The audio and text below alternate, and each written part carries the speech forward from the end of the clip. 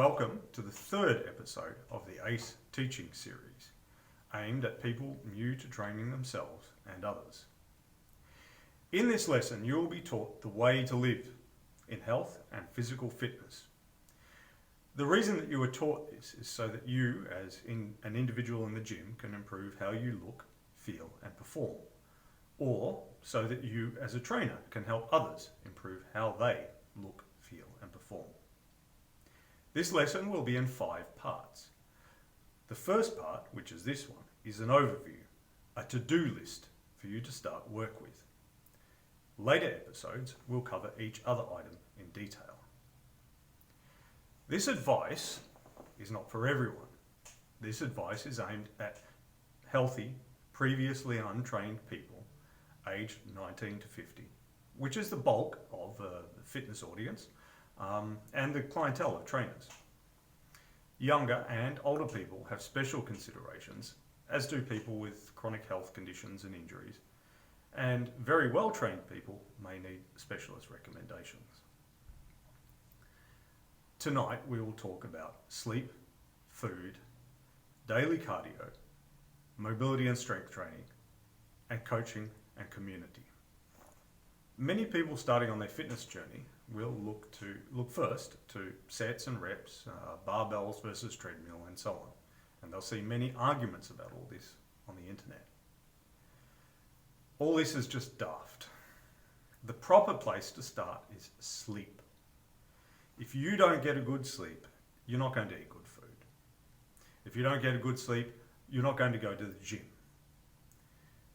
Less than 6 hours sleep each night impairs your driving the same as being 0.05 blood alcohol limit. There's a lot of dangerous people on the roads out there. And it makes you more likely to be obese, to have heart disease, strokes, type 2 diabetes, depression, hypertension, low libido, makes you 4 to 5 times more likely to get colds and flu and so on. Plus, you're just miserable and grumpy and annoy everyone. And it's not necessary. So, before you think about anything else, get a good sleep.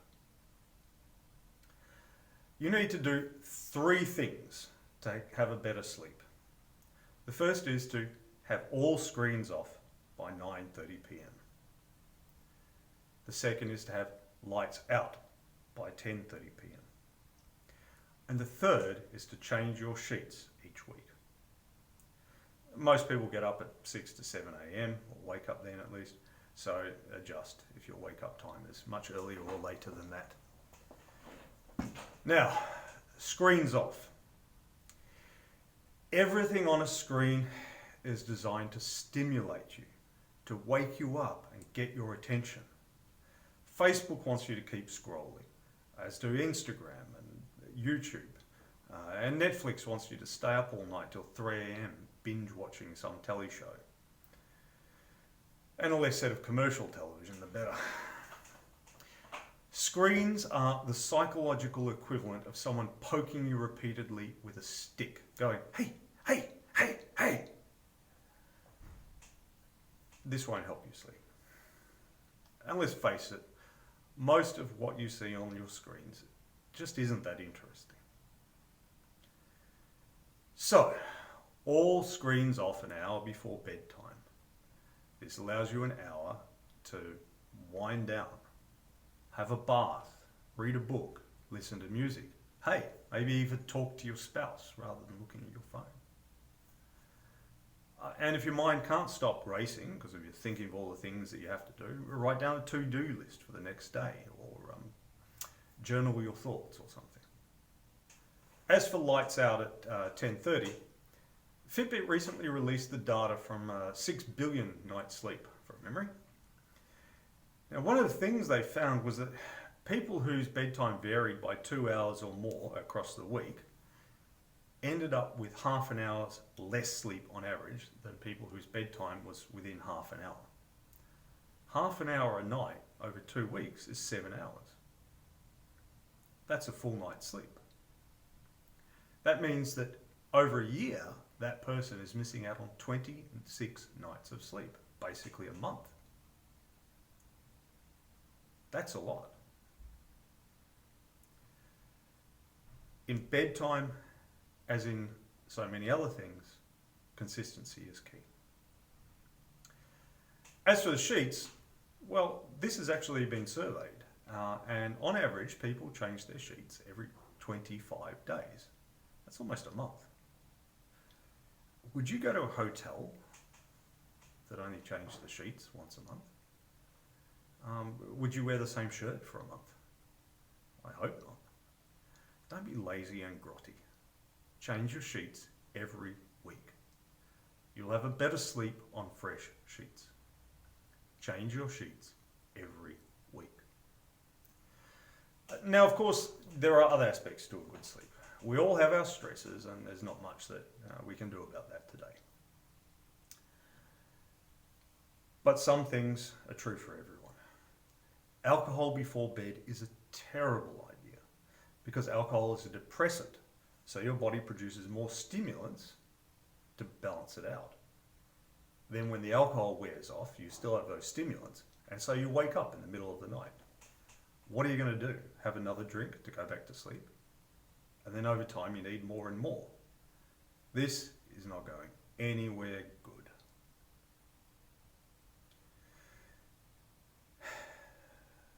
So, many people as well find that they can't have coffee or tea late at night. About 6 is the latest for me, but for some people it's for earlier still. Likewise, food. These things vary quite a lot from person to person, and you will have to find out by experiment what works best for you. But everyone will be better off with screens off by 9:30 p.m, lights out by 10:30 p.m, and changing their sheets every week. If you're a trainer and you address sleep, it will only benefit your clients, and you will stand out among trainers as not 1 in 10 consider this. Alright, next let's talk about food. Obviously good food is essential to good health. 2/3 of Australians are overweight or obese, and the rates of heart disease and cancer and diabetes and so on are not great.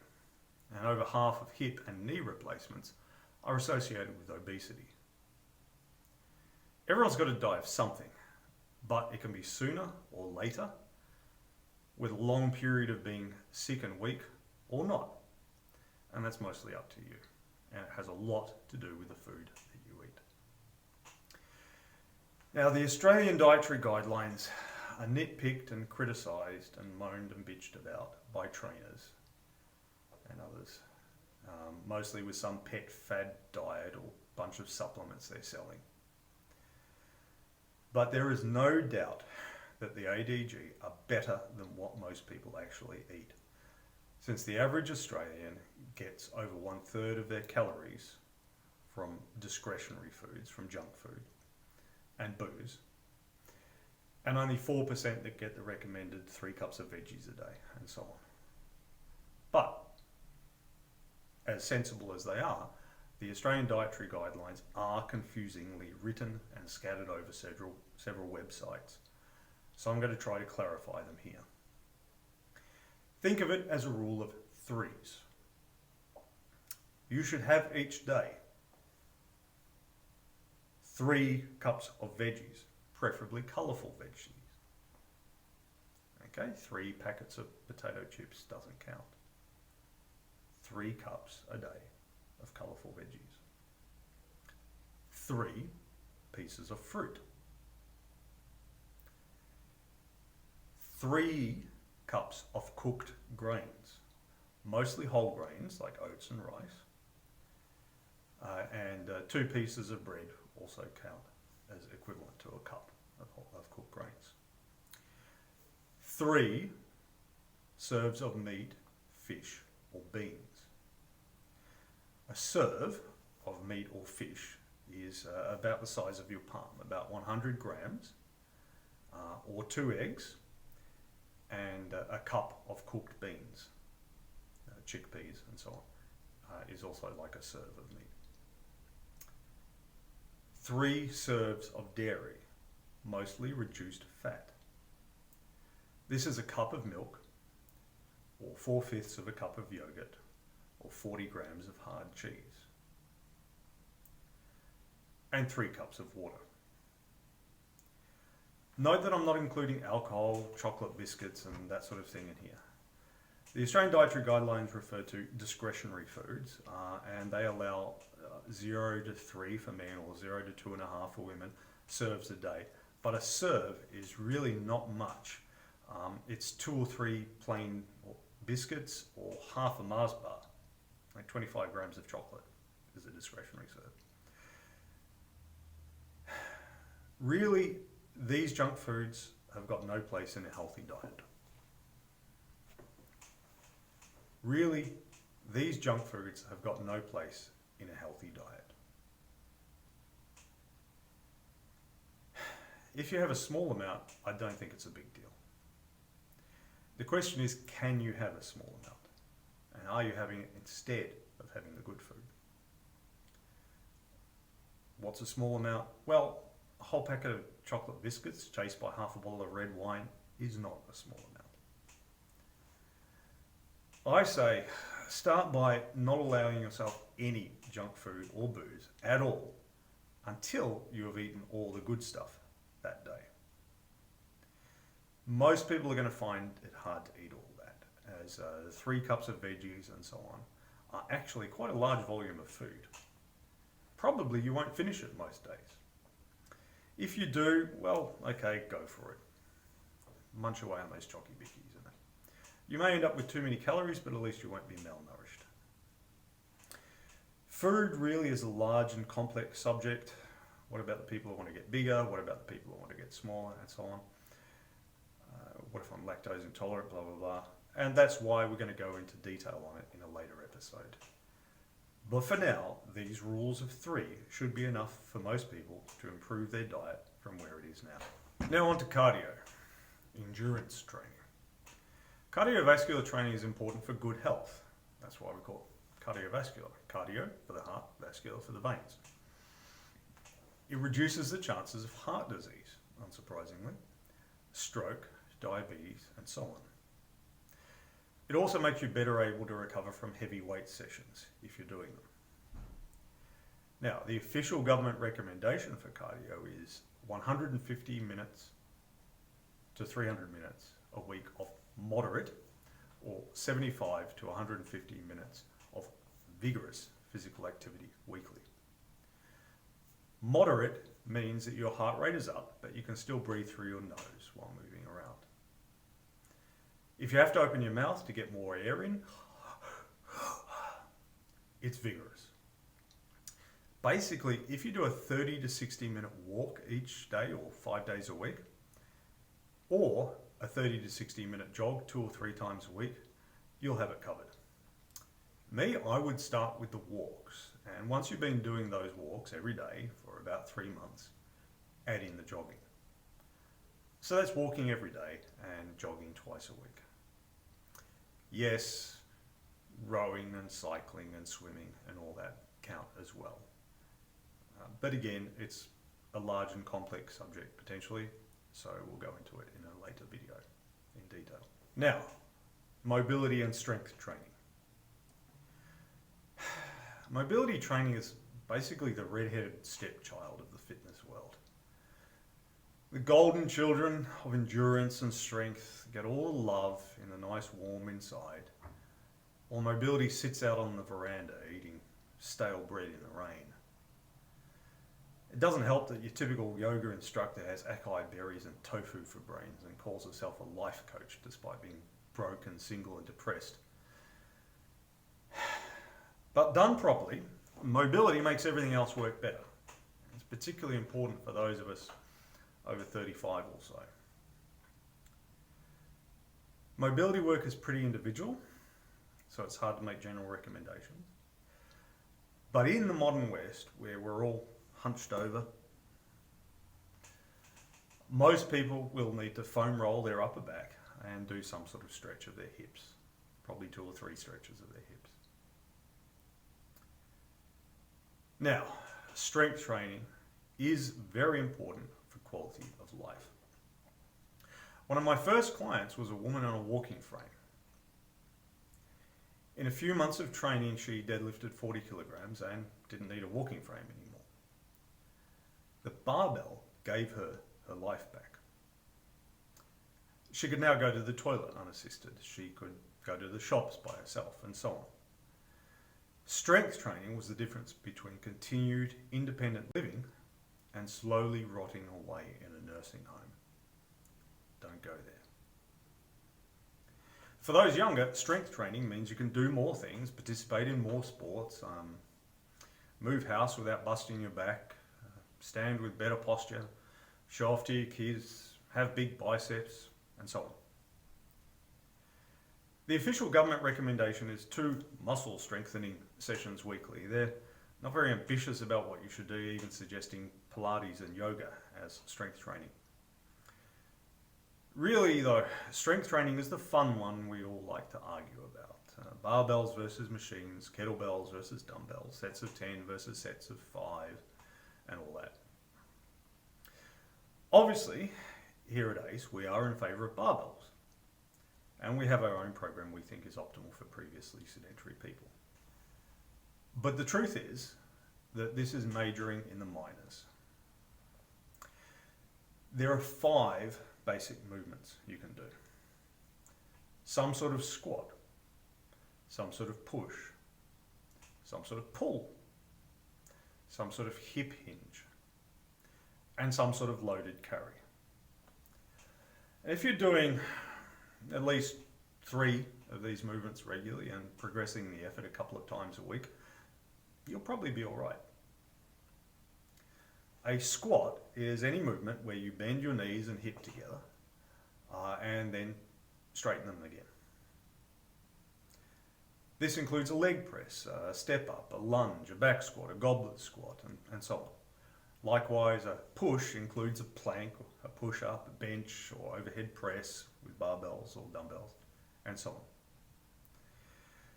So you do 3 to 5 of these movements a couple of times a week and progress the effort over time. You use more weight on the bar or the machine, etc. If you can't do more weight, do more reps. If you can't do more reps, do more sets. The progression should be conservative, but do progress.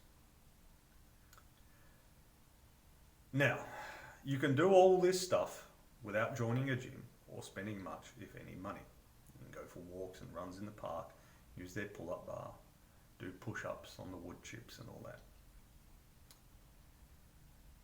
Many people imagine that when joining a gym, they're paying for the equipment.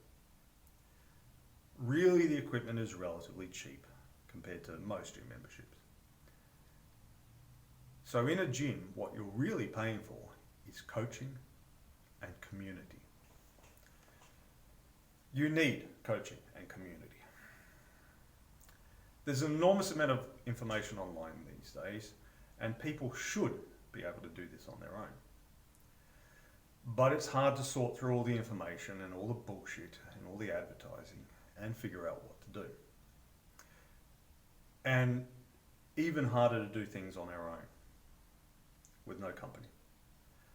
That's why even with all the information out there, 2/3 of us are overweight and obese. There's a scene in the Matt Damon movie, Good Will Hunting, where he tells the guy, he's in a bar of course, having with a few drinks in him, he tells the guy that he could have the same university education as him with just $1.50 in late library fees. And in theory, this is true. But remember, the movie was fiction. In practice, extraordinarily few people manage it. How many people without a university education could today sit an exam in even a first year subject and pass, let alone a 3rd or 4th year subject for the full degree? For education, most of us need lectures, we need books, we need tutorials and exams and essays and due dates for these things. We need structure and a system, a curriculum. Likewise, at a uni, not many people get through a whole degree without other students to study with, other students expecting to see you at lectures and to have a coffee with afterwards.